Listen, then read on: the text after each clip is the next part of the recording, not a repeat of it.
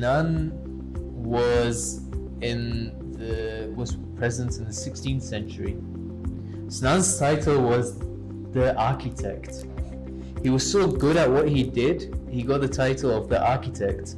Now Sinan, in one lifetime, now this is important, in one lifetime Sinan designed 329 structures. 329 structures Sinan in one lifetime designed. That includes 81 mosques,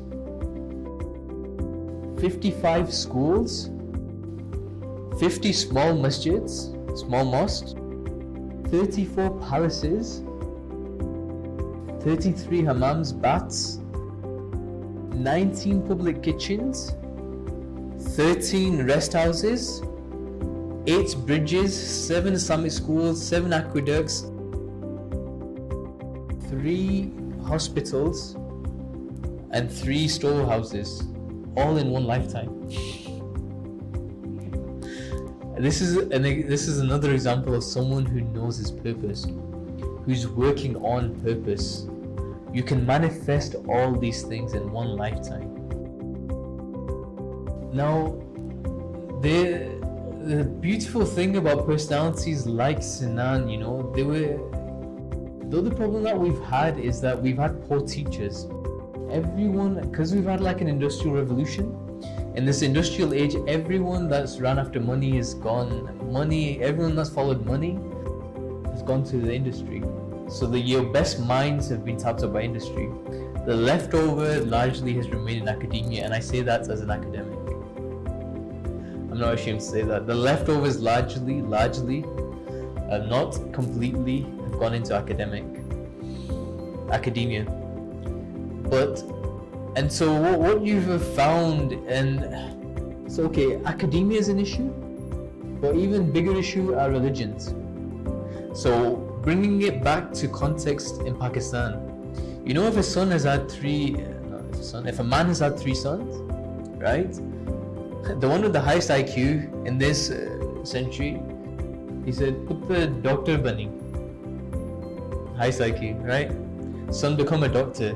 The second highest IQ, he said, put the engineer bunny and lawyer bunny. Okay.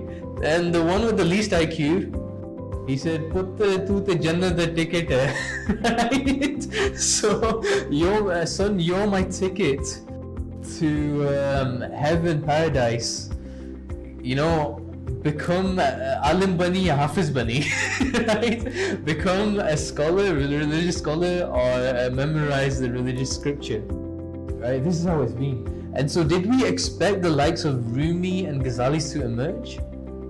This is the question. The expression in Urdu, tali do haath se bachti hai. We can blame the Maulvis, the scholars, Islamic scholars all day and night, but the reality is they did not fall from the sky. They emerged from society. Even our leaders do not fall from the sky, and they talk about corruption, and we admittedly there's been corruption in the land, but corrupt leaders do not fall from the sky. They are byproducts of society, corrupt society. But you can have changes, and changes do take place, and revolutions do happen. But going back to my point, I want to share a story of you with Sinan,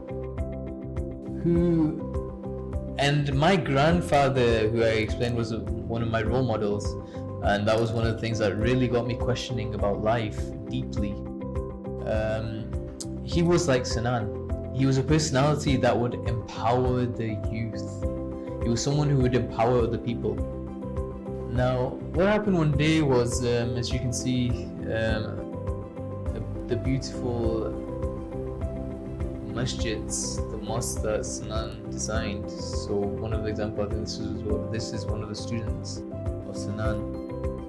But you see the minar jo hai, the minarets, okay? So one day there was a child stood looking at the minaret, and they were constructing a masjid.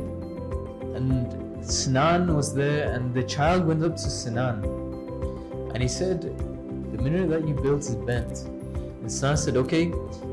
He asked 2 laborers that were working. He said to laborers, come here.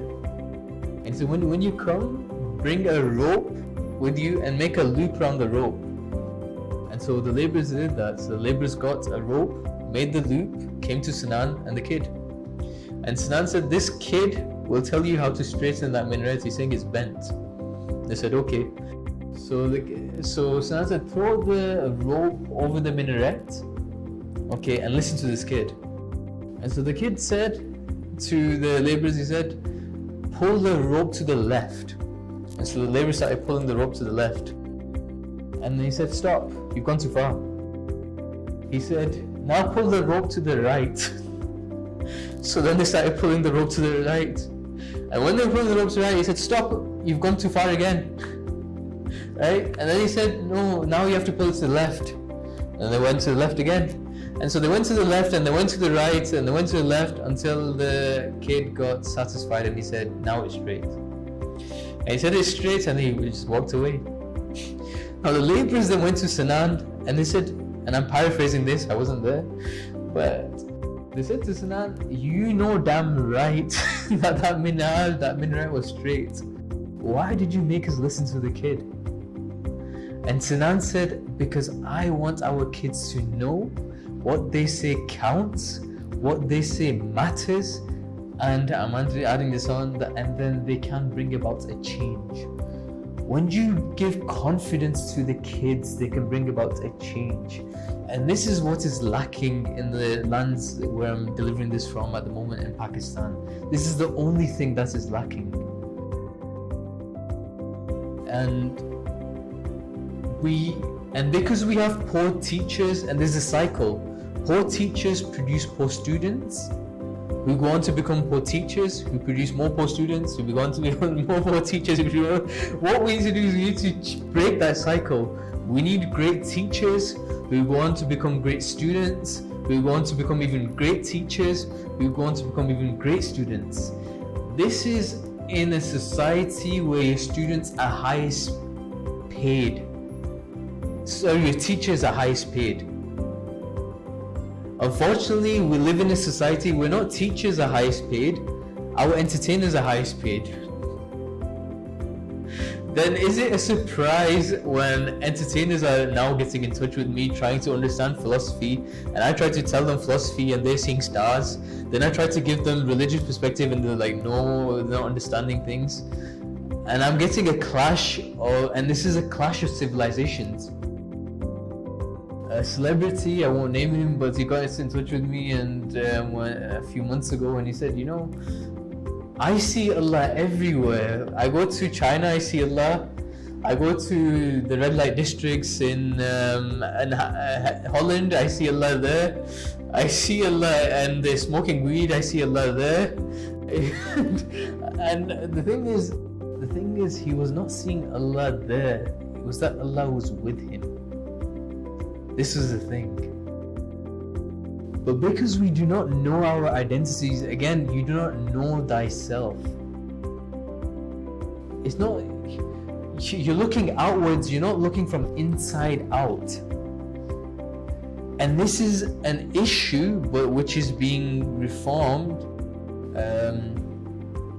as we speak. So for example, we've got a Prime Minister who is an entertainer turned politician, turned spiritualist, or he's come to spiritualism.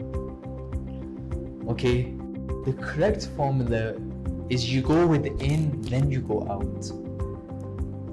Wrong methodology is you go out, then you come within. But here's the thing, the correct methodology is to finally actually realize that you have to go within.